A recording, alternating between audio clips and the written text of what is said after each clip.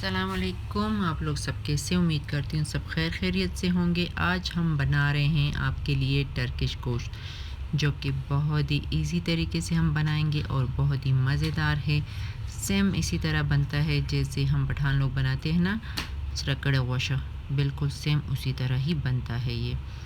और कोई भी फ़र्क नहीं है इसमें और इसमें, मगर सिर्फ इतना फ़र्क है इसकी बोटियाँ जो है बड़ी-बड़ी हैं और हम छोटी बोटियाँ लेते हैं। और सबसे पहले इस पे नमक अच्छे तरीके से इसके ऊपर लगा लेते हैं। खूब इसकी नमक से अच्छी तरह से हम लोगों ने मालिश कर देनी है और फिर हम इसे रखेंगे 1 घंटे के लिए, इसे छोड़ देंगे ताकि इस पे नमक अच्छी तरह से मैरिनेट हो जाए, ठीक है ना।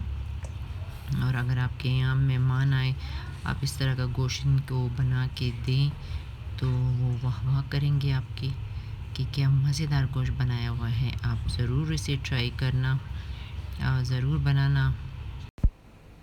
बस अभी हमने इस पे खूब नमक अच्छी तरीके से लगा लिया है और अभी हम इसको मैरिनेशन के लिए छोड़ देते हैं। बस 1 घंटा हम इसको मैरिनेशन के लिए छोड़ देंगे। अगर आपके पास टाइम नहीं है तो आप आधे घंटे भी इसे रख सकते हैं। ये जी हमारा गोश्त अच्छी तरीके से मैरिनेट हो चुका है। अभी हम कढ़ाई को गर्म कर लेते हैं और हमने चर्बी वाला गोश्त लेना है, ठीक है। ये जो चर्बी है ना, ये चर्बी हमने ले ली है और इसको मैं इसलिए कढ़ाई पे लगा रही हूँ क्योंकि वो नहीं, कढ़ाई से जब धुआं निकलने लगता है, तो इसीलिए मैं कह रही हूँ कि इस पे अच्छी तरीके से लगा लेती हूँ ताकि ये अच्छी तरीके से ग्रीस हो जाए कढ़ाई। और फिर हम इसमें गोश्त डाल देंगे। इसका ये जो चर्बी है ना, इसका तेल निकलना ज़रूरी है, ठीक है ना। आपने ज़रूर इसके साथ चर्बी शामिल करनी है। और अभी हम कढ़ाई में एक एक करके गोश्त रखते जाएंगे। और अगर आपके पास कढ़ाई छोटी है तो आप दो दो गोश्त इसमें रखते जाए कढ़ाई में और फिर फ्राई करते जाए, ठीक है। इतना फ्राई हमने नहीं करना इसको, सिर्फ हमने इसको कलर देना है। हम इसे कलर देंगे, ठीक है। जितने भी आप की कढ़ाई में गोश्त आ सकते हैं आप रख दीजिए। और अभी अगर आपके पास चर्बी नहीं है और गोश्त पे थोड़ी बहुत चर्बी लगी हुई है तो ठीक है, सही है, मगर आप फिर थोड़ा सा तेल शामिल कर दीजिएगा जिनको चर्बी पसंद नहीं है। मगर ये चर्बी के गोश्त में काफ़ी मज़ेदार बनता है और चर्बी वाला तेल हो ना तो काफ़ी ये मज़ेदार बनेगा। ये देखिए, इस पे एक तरफ से कलर आ चुका है। हम इसकी साइड चेंज कर लेते हैं। एक एक करके हम इनकी साइड चेंज कर लेते हैं। ये आपको नज़र आ रहा है ना, देखें, इस पे कलर आ चुका है और हमने मज़ीद और कलर भी इसे देना है। इतना हल्का फुल्का कलर नहीं देना, इसे हमने इसे डार्क करना है ताकि ये रेड रेड दिखे।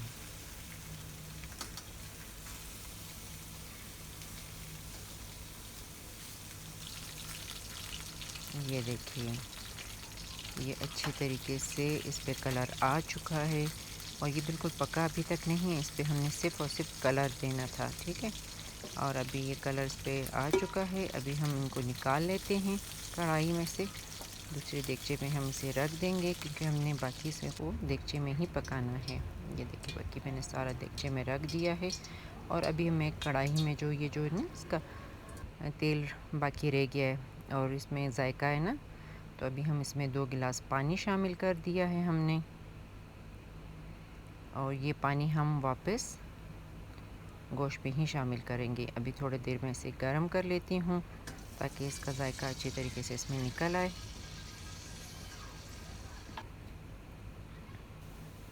ये देखें, अच्छी तरीके से उबाल आ चुका है। ये जो गोश्त का जायका था ना इसमें, अभी इसमें देगची में हम इसको शामिल कर देते हैं।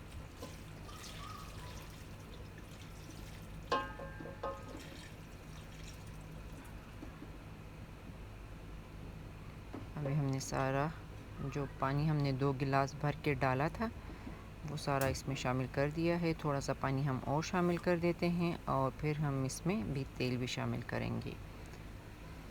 मुझे नमक की क्वांटिटी थोड़ी कम लगी थी, इसीलिए मैंने नमक थोड़ा और शामिल कर दिया है। और तेल हमने ज़्यादा डालना है क्योंकि इसी तेल में ये फिर फ्राई भी होगा। और अगर आपको तेल ज़्यादा पसंद नहीं है तो कम खाते तो आप कम रख लीजिएगा। और अभी हम देखिएगा ढक्कन रख देते हैं। पूरे 4 घंटे हमने इसे पकाना है। ये जी 4 घंटे गुजर चुके हैं। ये देखिए हमारा गोश्त इतना मज़ेदार लग रहा है, माशाल्लाह बहुत ही अच्छा लग रहा है और अच्छे तरीके से गल चुका है गोश्त। ये देखिए इसकी हड्डियाँ भी से निकल रही हैं। और अभी हम इसकी साइड चेंज कर लेते हैं। ये देखिए मैं आपको करीब से दिखाती हूँ। ये देखिए आपको नज़र आ रहा है कितना मज़ेदार लग रहा है। बस हमारा गोश्त बिल्कुल तैयार है। मैं इसे चेक करती हूँ। ओहो बहुत ज़्यादा गर्म है। बस अभी मैं इसे डिश आउट कर लेती हूँ।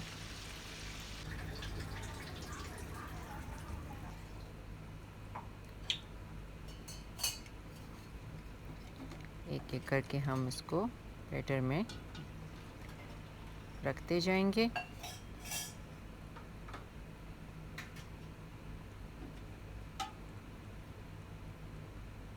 इसका कलर बहुत ही अच्छा है, बहुत रेड कलर है इसका और ये बहुत ही मज़ेदार बना है। आप ज़रूर ट्राई कीजिएगा इसे।